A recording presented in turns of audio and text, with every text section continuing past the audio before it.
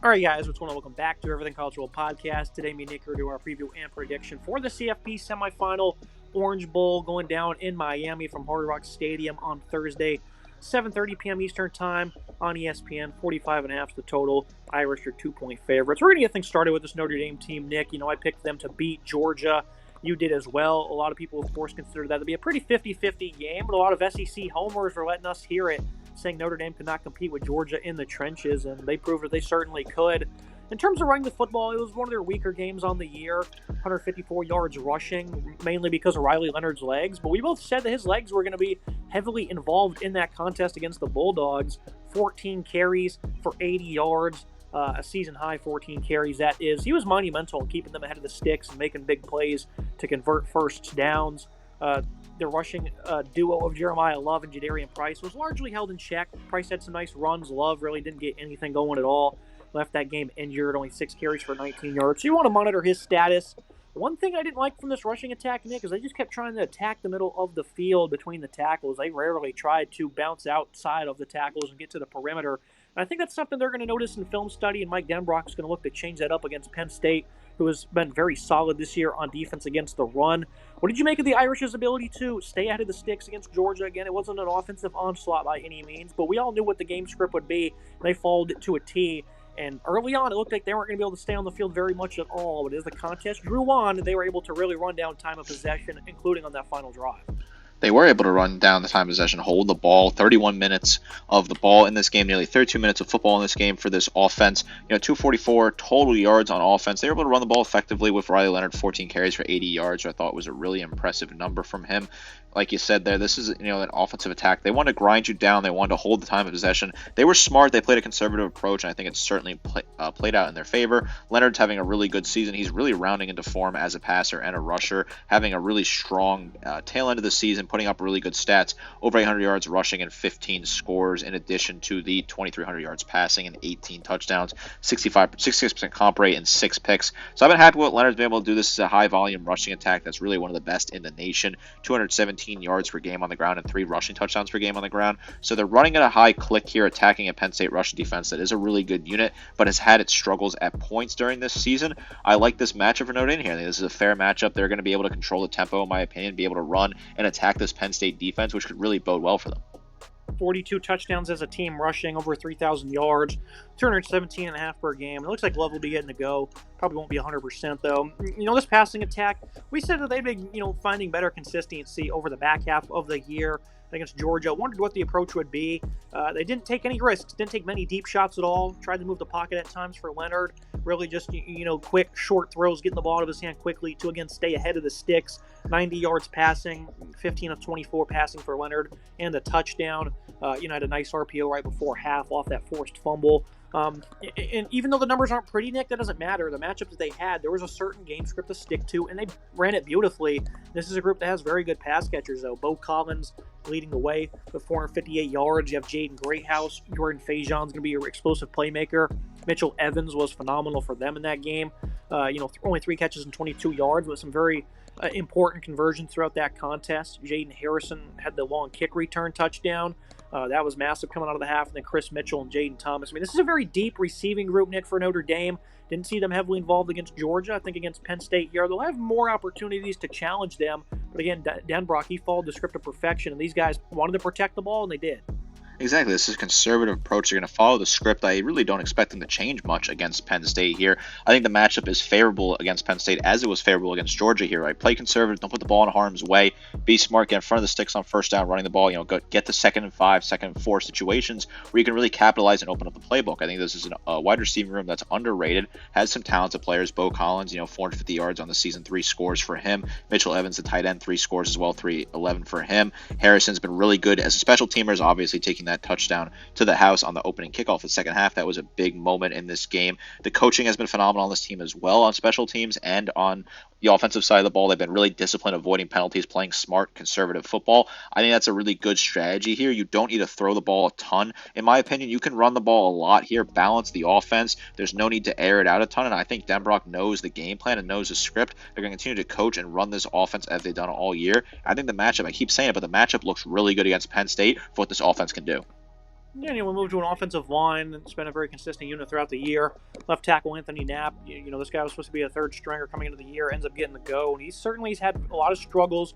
He's been better. Had a very tough matchup in Jalen Walker at left tackle in that matchup. Didn't give up a sack, gave up some pressures though. For the most part, held his own. Billy Schraith is a phenomenal left guard. A veteran center, Pat Coogan. Rocco Spindler, another one of those veterans at right guard. He's been having a pretty good year. And Emil Wagner is a very good right tackle as well. This is a defensive line for Penn State that's very good, but hasn't really played to its potential throughout the year, Nick. So again, like you said, this is a matchup that seems favorable for the Irish. Yeah, I saw a lot of people on social media criticizing Knapp, some fans of Georgia that maybe don't know as much about Notre Dame. They were criticizing Knapp, saying, oh, he's a freshman, a 3-star out of high school. You can attack that, you can exploit that. But he's been playing really good football since being plugged in there, a guy that wasn't really supposed to start at all this year. And he's really rounded into form, and he had a good day, in my opinion, against Georgia. I think at the end of the day, this is a veteran offensive line outside of Knapp that has really good players that have been around the program for a while. Comfortable Pat Coogan, obviously, a guy that's most likely going to go declare for the draft once this is all said and done and get drafted at some point there. He's a good leader at center. I think this is a good offensive line that's really battled a lot of injuries, but they're still a very strong unit that's well coached and well disciplined. I keep saying it, but this Notre Dame team's got phenomenal discipline. I think that really shows in the offense. They avoid penalties. They play really smart football. They protect the ball, and it's really helping them out as they continue to chew time possession and look good on offense. Now we move to the Penn State offense. We'll start with quarterback Drew Aller. This is a guy who has had exactly 13 completions through both playoff games. I thought he had a great game against Boise. You only see that on the stat sheet, only completing 52%. He had 3 touchdowns, 171 yards. He played a great game, though, Nick. He showcased a lot of great accuracy. The reason the numbers are a little bit cooked, and it really frustrated me throughout the game, is Penn State was running the ball very well. We're going to get to how good the rushing attack's been, of course, but they were dominating running the football. And they didn't want to continue that. They just wanted to keep airing it out because they knew the secondary they're facing was incredibly weak, right? But instead of naturally letting the deep shots come to them, they just wanted to keep forcing them. And Aller was throwing good balls, but they're a little bit more contested than they typically would be if you would just, execute off-play action instead of just throwing deep bombs every shot. And these receivers weren't able to haul in most of those. I mean, they hauled a good amount, right? The ones that seemed to have more common sense in terms of play calling. But when they were forcing shots, they weren't coming up with them, and it almost, potentially cost them a lead in this game. That really frustrated me from Andy Kolanecki, and I would hope that they can get back to a better approach, Nick, where letting the deep shots come to you against that weak secondary would have been the approach. That's why Aller's numbers don't look as good. But he played a great game, I thought, but the play calling's got to be better. Yeah, you and I were talking about it on New Year's Eve. We were texting about this. You were voicing your frustration over and over again, using some colorful language to say how you were just not happy with it. And I agree with you, right? There was no need for them to take those type of gambles. They were really putting the ball into harm's way potentially and really putting the ball in a tough position. 13-25 at the end of the day does not look very pretty. 171 yards and 3 touchdowns. Yeah, it looks a lot better, but, there were just opportunities where they really shouldn't have been throwing the ball in those situations. I thought they had a good advantage over the middle. I thought they had a good advantage with Warren attacking him. Obviously, he had a good day with 6 grabs for 63 yards and 2 touchdowns. They could have kept targeting him. I don't know why they were really trying to roll the dice here. It just didn't make a lot of sense for me. Kolanecki's been coaching a good team throughout the season. Him, similar to Denbrock, have been coaching a good offense and, a solid conservative offense that's playing good football. But I don't know what they were doing in the Boise State game. It seemed like they changed their game plan for some reason, got a little more flashy than they probably should have. I think they should stick to the script, right? This is a script that's been working all year. No need to go crazy. No need to do anything nuts, really, out here. And then you got to stick to the script. I think, Aller's a really solid quarterback, 67% comp rate, 3,100 yards passing, 24 touchdowns, 7 picks. Obviously going to return next year. I never thought it made any sense for him to even consider going to the draft. He's returning next year. He'll come back and continue to develop as a pocket passer, develop as a prospect. Also was decent on the ground this year with 285 and 6 scores. He is certainly a good quarterback that's leading this Penn State offense, and it seems like he's finally the one piece that Penn State had been missing for a while, and we always wondered if that would be the case when he came out of high school. These Penn State teams have been good in the Franklin era, but they never really had a signal caller that could take them to the next level, and obviously this kid taking them to the semifinals of the college football playoff is evidence that this guy is plugged in and been really good for this team. I like what he's able to do. He's a solid passer. I expect a good day out of him.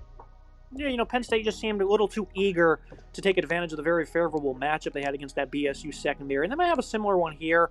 Tyler Warren, 1,158 yards, 8 scores, 98 receptions. Phenomenal production from this tight end. Harrison Wallace is a good deep threat. Amari Evans had a nice touchdown in that game. Both those guys have 400-plus yards, 723 for Wallace.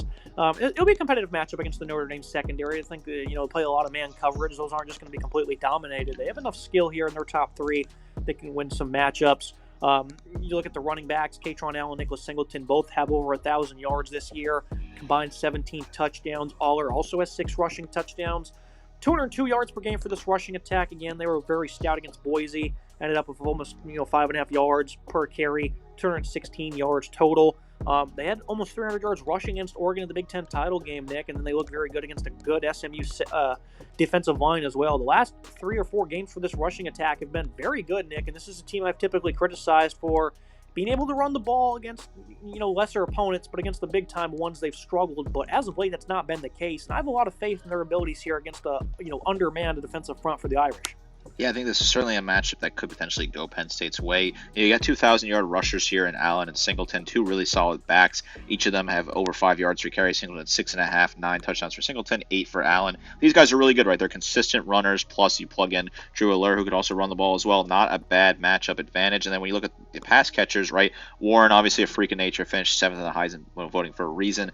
1,100 yards plus as a receiver, nearly 100 grabs this year, 11.8 yards per grab, and 8 touchdowns. Just been phenomenal. Harrison Wallace, Amari Evans has been really good. Singleton's also a great weapon out of the backfield as a receiver. 342 and 5 scores for him. So this is a Penn State wide receiving room that's really solid in the running back room. This is an offense that's scoring 33.7 points per game. So they're a high-efficiency offense. They're putting points on the board. They're playing good football here. I like what they can do on the ground and through the air. I think they have really good balance between the quarterback, the rushing attack, and then obviously when you have a guy like Evans at tight end, or Warren at tight end, that is not Evans, you really have a big advantage because he's such a gadget player, such a player that's so unique, similar to what we've seen in Brock Bowers, a really talented tight end that can make plays happen for your offense. He had a phenomenal catch against Boise State. Really key player that I enjoy watching. Really like the interior offensive line for Penn State. Not as big a fan of the tackles, but Nolan Rucci and Drew Shelton, they've been playing better throughout the year. On the interior, though, Ola Iona at left guard's been great. You have a nice center, Nick Dawkins. Right guard Sal Wormley typically provides some great play, but he had a lot of silly penalties, Nick, for them at times in that game against Boise State, as did the whole team. It wasn't just this guy at right guard. The team had a lot of very silly pre-snap penalties and whatnot, and that certainly almost plagued their opportunity as well. So I'd like to see this team calm down a little bit. Don't make the mistakes that you should not be making, and this interior offensive line, again, should really thrive regardless of the matchup. Yeah, certainly got to play better. The penalties are uncharacteristic for this Penn State team. Got to play better here. Can't let the moment get too much of you. This is a team that's really never been in the postseason. A lot of new guys that have not experienced postseason play. Same thing with Notre Dame, but Penn State has a lot of pressure at that program. Don't let it get to your head. Just focus, play clean football, avoid the penalties. I move to the Notre Dame defense, a group that's getting a lot of praise for how they played against Georgia. Gunnar Stockton, I thought, played pretty well, so it wasn't a fluke effort against the backup quarterback. I didn't think he was the problem at all. They did a phenomenal job stopping the Georgia run, because this is an area people thought they were going to get demolished in terms of the trenches and physicality. Gave up only 63 rushing to Indiana, gave up 62 to Georgia. This is a team that's been great all year against the run. The only team that really had any success was USC. They had a 100-plus yard rusher. Other than that, they really held everybody in check. And, of course, the NIU game, which is obviously just a blemish at this point. The Irish defense has been great up front. Of course, they're down some significant heat. And Riley Mills, they played against Georgia without him. Howard Cross, he got banged up in that Georgia game. These other guys, like Donovan Heinisch, have really stepped up tremendously. Another young guy, and Gabriel Rubio as well. This team doesn't have great depth on the interior, though, Nick, so this is something Penn State's going to look to exploit. Cross looks like he'll play. Probably not going to be fully healthy, though. But this is a bit of an undersized unit. But the guys that had to step up, the two backups, Nick, they played lights out.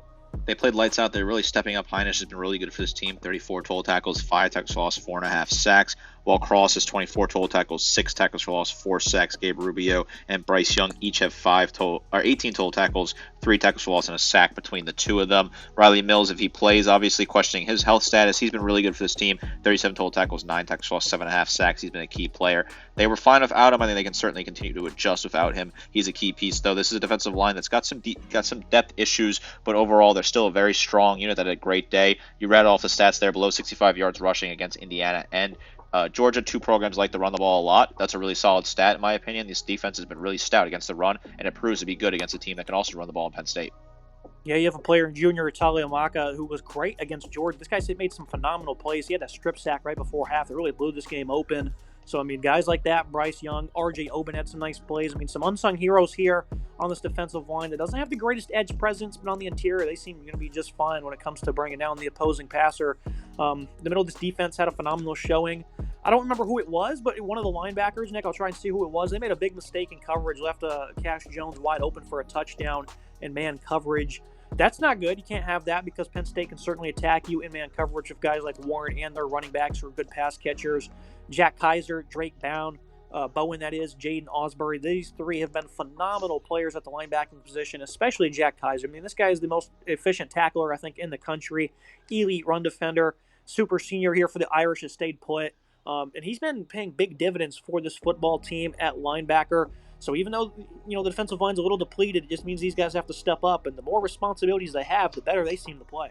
They certainly play better with the responsibility. These guys are leaders. These are hard-hitting linebackers. They're the heart and soul of this defense. The captains, the leaders on this defense, they're playing phenomenal football. Kaiser, 75 total tackles, 4 tackles for loss, 2 sacks, a pass breakup, 2 forced fumbles, 2 recovered fumbles.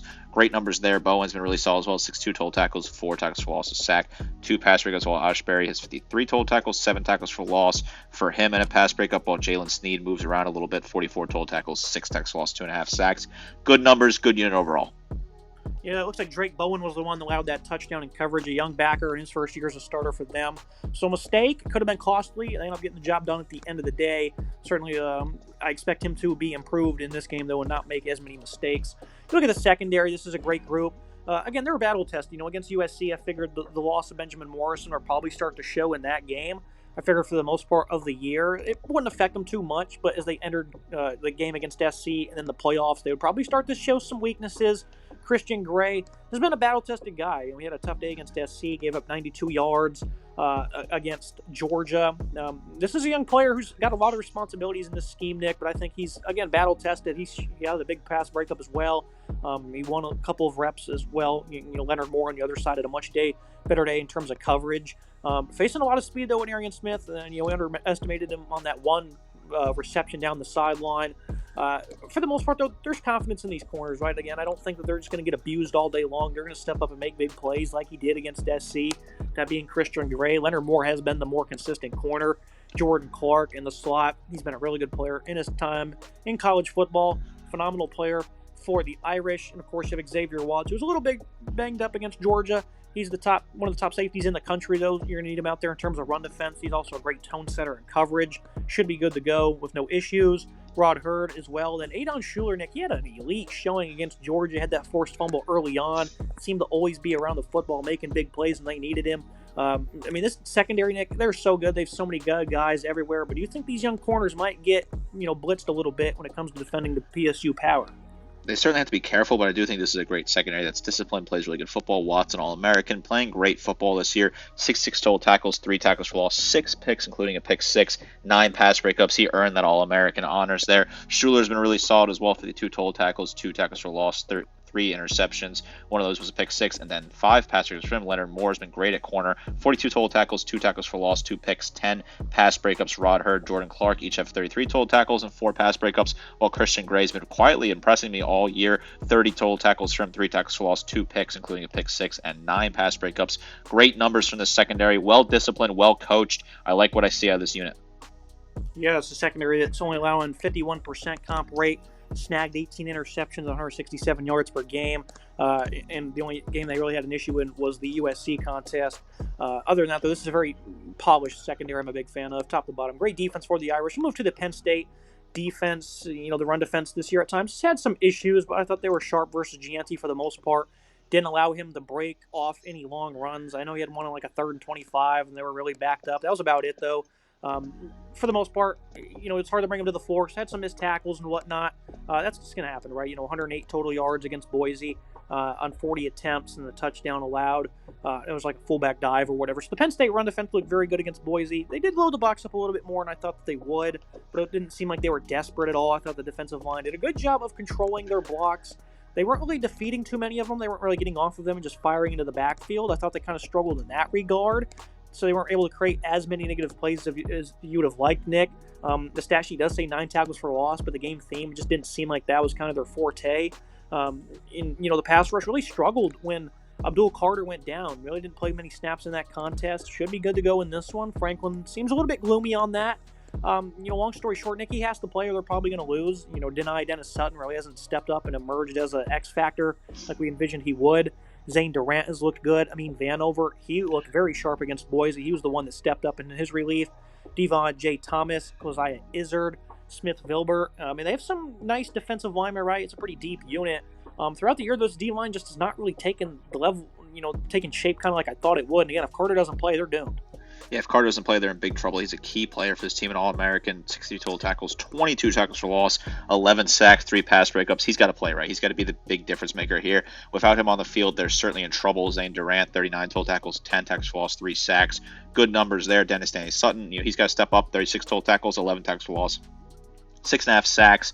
3 pass breakups for him, while Kozai Izzard's been okay at times, 25 total tackles, 6 tackles for loss, a sack, and then Amani Vanover has been good as well, 20 total tackles, 5 tackles for loss, 3.5 sacks for him. Gonna have to find a way to get that production if Carter's not there. It's tough to find, one of those guys, Dennis Sutton, Izzard, or Vanover stepping up and doing that. Especially Vanover doing it 2 weeks in a row. Certainly concerning if Carter doesn't play because he's such a big difference maker against the run, and you know that Notre Dame's going to want to run the ball. They're going to want to hit you in multiple different ways on the ground, and if you can't stop that run, you're going to be in trouble all day long. It just seems like the pass rush was really weak throughout that game when Carter was off the field, and obviously he draws a lot of flags and gets to the quarterback very often, so they're going to get him to play, and I hope he does. I think it'd be a great matchup to watch and see. If he doesn't, though, they're going to have to find other ways to get creative in terms of pass rushing. You look at the middle of this defense, great linebackers. These guys have been playmakers throughout the year. Kobe King has been tremendous. Tony Rojas as well. Dominic DeLuca, a handful of interceptions throughout the year. He's a phenomenal player in coverage. King this year has been an elite run defender, pretty efficient tackler as well. Rojas really struggles against the run and as a tackler, but he's much more polished in coverage. So, this is a very versatile group that they have in the middle here. And against the Irish, Nick, these guys are going to have to be tough and physical, and I think they're up for the challenge. I think they're up for the challenge. I like this linebacking core. Kobe King, 88 total tackles, 9 tackles for loss, 3 sacks for him. Rojas, 56 total tackles, 6 tackles for loss, a sack, 3 picks, 4 pass breakups. And DeLuca, 38 total tackles, 4 tackles for loss, an interception, and a pass breakup for him. Or 3 interceptions, as one of them was a pick 6. Good numbers, good unit. I like what they can do. Both sides here got great, phenomenal linebacking units. You look at a Penn State secondary. It was kind of ridiculous against Boise State how they were unable to really slow down that passing attack. At some point, Boise State just kind of abandoned the run, and they were just throwing it around. They ended up with 304 yards and a touchdown. They ended up snagging 3 interceptions. Madsen ended up making some mistakes, got a little greedy at times. These corners really struggling to defend throughout the game. Jalen Kimber, I think, is a bit of a liability for them in coverage. A.J. Harris is a little bit better. Elliott Washington's more consistent. Davian Collins as well. I think these corners are good, right? Not great, though. Nothing to really write home about. Zion Tracy throughout the year really struggled as a tackler, but he's a consistent player in coverage. Him and Cam Miller as well. I love the safeties and Jalen Reed and Zakee Wheatley. These guys are going to be great, especially against the run. In a matchup like this, they're going to have to be very optimal and getting to the box, getting downhill and making tackles. And that's something they've proven they can do throughout the year. In coverage, though, they're not as great. What do you think of this matchup, Nick? Throughout the game against Boise, I was just like, man, these guys cannot cover. They cannot get off the field. And again, outside of A.J. Harris, because he's not really the problem, the other guys kind of are, though. Yeah, it's certainly concerning about this secondary. Reed, 92 total tackles for him. He plays in the box. They move around a little bit. 6 tackles for loss, 2.5 sacks, 3 picks, including a pick 6, 3 pass breakups for him. Wheatley's been good. 80 total tackles, 2 tackles for loss, 2 interceptions, 4 pass breakups. A.J. Harris, quietly impressing me. 45 total tackles, 4 tackles for loss, 4 pass breakups, plus a pick for him.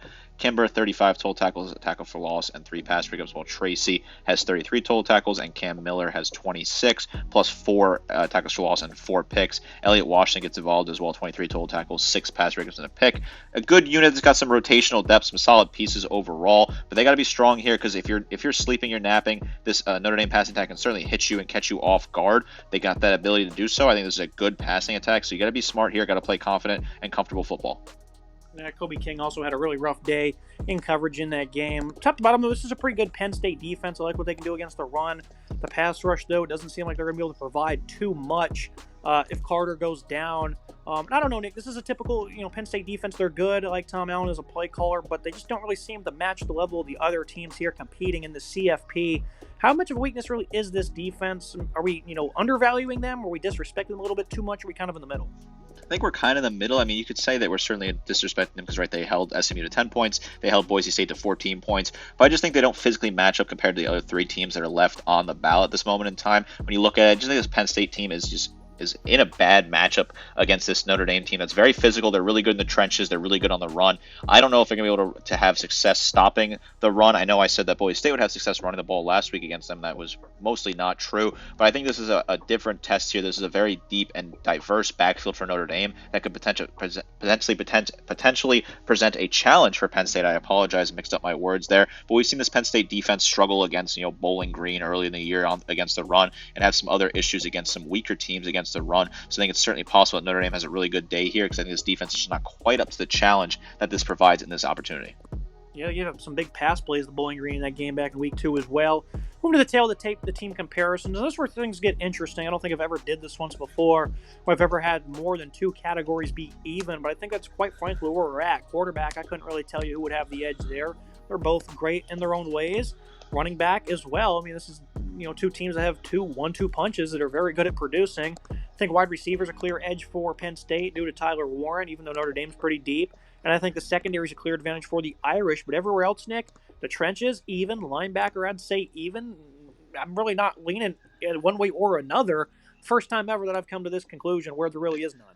Yeah, so I would disagree. I think linebacker I give to Notre Dame here. I think that's just a better unit overall. I think the rest about even makes sense. Maybe you could give Notre Dame's rushing attack the edge as well. I think that's where I would lean. But these are 2 very close teams. I know we just ragged on the Penn State defense, but they still are an incredible unit, right? Just compared to these other 3, maybe they're a step behind. But obviously, putting 2 positions even there makes that a little bit closer here. These are 2 teams, right? We're down to the final 4 teams in college football. These are all really phenomenal teams, so they're going to be very close and similar status. And these are 2 teams with similar playing styles as well. So it really does create an interesting chess match for both coaches to try and figure out. The final thoughts in the prediction. Keys to the game. I think for Penn State, you got to find more pass rush. Keep Leonard's legs in check. Contain the edges the best of your ability. And then for Notre Dame, keep playing with juice up front, protect the ball, and grind it out. Both these teams had issues with play calling throughout their quarterfinal games. Penn State, of course, shying away from the run. Notre Dame, at times, it was too predictable. I know there's a 4th down at midfield, and I was like, it's going to be a QB run, and Georgia's going to sell out and stop it. It's exactly what they did. How do I know it? But Denbrock doesn't make the adjustments. In Penn State, one thing I forgot to mention, Nick, is their offensive line really struggled with a lot of Boise State blitzes because they knew their secondary couldn't hang. They sent blitz and blitz over and over again. They didn't counter-adjust to that. 8 way too many sacks. Didn't try to, go max protection, a screen, none of that. So this really is going to be interesting to see who can out-coach who. Marcus Freeman did that to Kirby Smart in a brilliant way that sealed the deal for him and his squad to get here. I had Notre Dame before the playoffs reaching the national title against the Buckeyes. I think that's what I'm going to stick with here. 23-20. This shouldn't be a blowout. I think this will be a much closer game. I guess, it's only 2-point spread, so I think it'll be a very close game. And I think Penn State can hang around. A lot of people aren't thinking that them winning is possible, though. But I think Notre Dame is going to get the job done in a close game, Nick. Really going to see who can outcoach who, though. Yeah, I had Notre Dame making the national championship when we did the earlier ones as well, so I'm with you. I'm sticking with it as well. I'm going to rock with the Fighting Irish to win this game. This is a very good team that's playing really good football here. There are a lot of moments that really are key moments. Marcus Freeman dialing up that crazy special teams play to get Georgia to jump off sides late in the game, getting the kick return for a touchdown. They seem dialed in. Great coaching there. I think this is a good Penn State team, but at the end of the day, I think Notre Dame's just a better team on paper right now with a better matchup advantage. I think they're going to send blitzes on defense, which will certainly disrupt Penn State again. They seem to have struggles against adjusting against that. We've seen that happen in a couple matchups in the regular season as well for this team. I think it's going to be a lower scoring affair, and these are very good defenses. We could see a game that ends up at like 7-3 at halftime before a couple more points are scored in the second half. I like Notre Dame here. I feel good about the Fighting Irish. I think Marcus Freeman's a phenomenal coach that's coaching a really good game plan right now. Riley Leonard's protecting the ball. They're not turning the ball over. They're playing really clean football. If Penn State's not at full status on the defense, missing one of their key players, Abdul Carter, that makes it even tougher for them. James Franklin, in my opinion, still not a big game coach. I know he's won 2 games, but he beat SMU and Boise State. No disrespect for those programs. They're not in the same level as Notre Dame, in my opinion. They're not in the same stratosphere as Notre Dame. So this is a bigger, tough matchup. I just don't trust Franklin to get the job done at the end of the day. I like Notre Dame here, like the Fighting Irish, to punch their ticket to the national championship. Yeah, I mean, they are playoff games. They're technically big games, but against those programs, not really. Those are games that they were supposed to win, and they won them handily. Even though a lot of people picked Boise State, Penn State was still supposed to win the game. So, and that's what they did, and they've gotten here. And the prospect of them playing for a national championship is on the horizon if they can get this one done. So it's a big-time moment, like you said, for both of these coaches. And one just proved against Georgia. The moment's not too big for them. So that's me for today's episode. Make sure you guys like, comment, subscribe. See you next time.